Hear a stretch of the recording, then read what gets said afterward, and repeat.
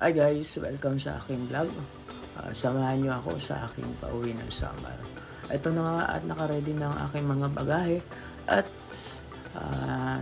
tinulungan ako ng aking bayaw at yung aking pamangkin para i-upload yung mga dala-dala kong bagahe sa taxi at kasama ko yung isa kong kapatid na babae. So, eto, nakaready na lahat.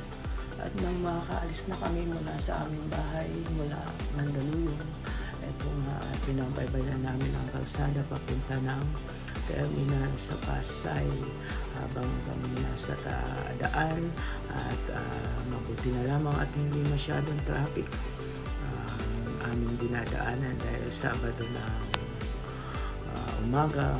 Ang aking alis is alas 12 ng tanghali. Kasama kong naghatid ang bayaw ko at kapatid ko.